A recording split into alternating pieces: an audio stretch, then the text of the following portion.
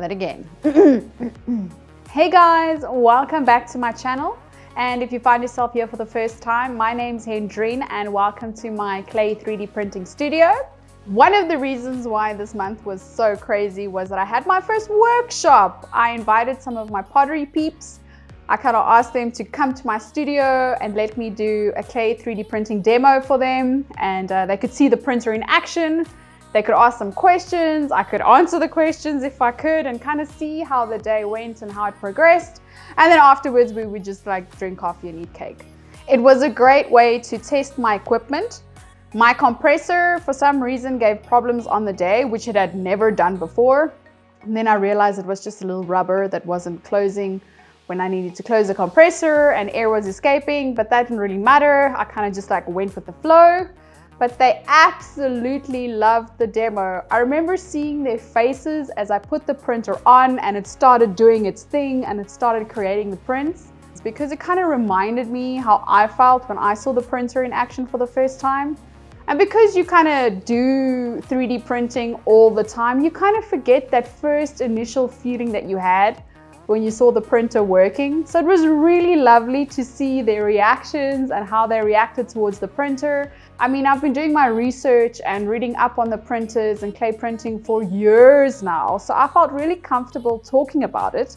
So I didn't feel at any point there wasn't a question I couldn't answer or that I was super uncomfortable having all these people in my studio. And it went so well. Oh, I was so happy, and they loved the prints. I've actually got some of the prints behind me for the workshop. It was also interesting because when they lifted some of the pots up, now some of these pots have been bisqued. I have one here, like this one, yeah. It's quite light, actually. I mean, this is less than a kilogram. I think it's probably 850 grams. You can see it's thin, because obviously with the clay printer, you're just printing the bottom. I usually have a slab that I put down, and as the printer goes, you know, you can see there, the walls are quite thin. And they were so surprised how light the pottery was, and which also means they're a lot more breakable. So yeah, that's also a good point to note, that you must be careful with your pots. All my workshops will be starting in June. So by the time you guys watch this, it may already be the 1st of June or the 31st of May. Kind of depends when I upload the video. But you guys are welcome to go have a look on my website. Link is below. So if you guys are in Pretoria, in Gauteng, in South Africa, and you want to do a clay 3D printing workshop, go check out my website. There will be different types of workshops. I've got the demo one, which is just 3 hours. Then I've got the full day workshop. What else is there? What are you forgetting? Of course, man, one where you can send me your personalized print that you would like printed, or you can kind of collaborate with me and we create a print together. So it's all really exciting. Let me show you some prints that I have available for the workshop. They're all here. So this one, it's quite nice. If you look like that.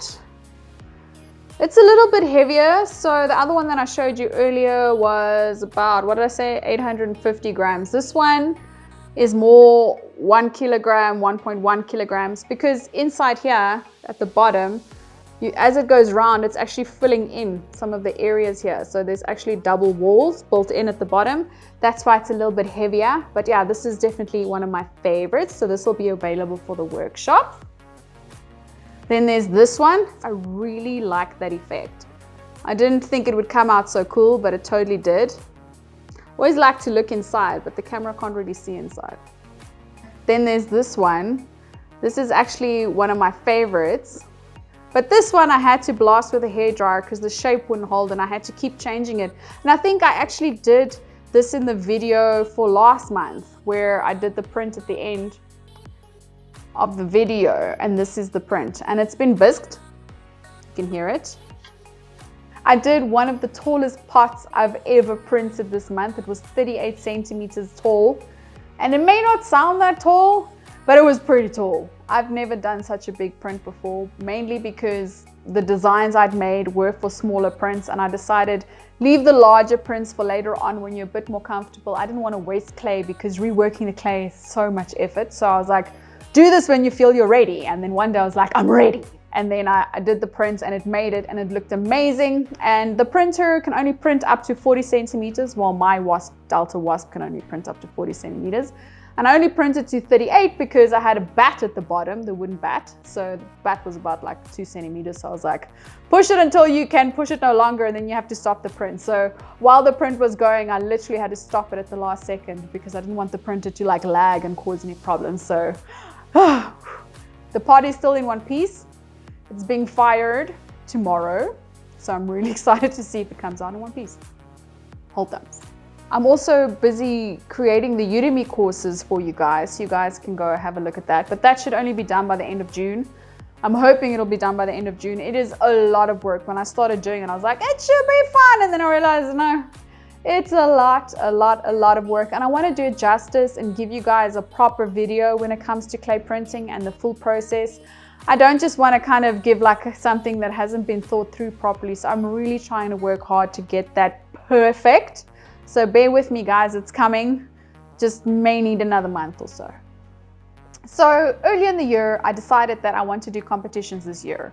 Now, I've done one competition a year for the past few years, but this year I've decided to do 4. But I had a bit of a shock this month because the competition that I was kind of aiming for in July kind of turned out that it is in June. And I found this out because while I was doing the workshop, we were kind of chatting about the competitions that some of us want to enter. And one of them were like, Hendrien, isn't that competition in June? And I'm like, no, it's in July, man. It's in July. And then I didn't think of it again until like a few weeks ago when I checked and I was like, oh wait, it is in June. So I had to take like a few days out of my week to do this print for this competition that I really wanted to enter.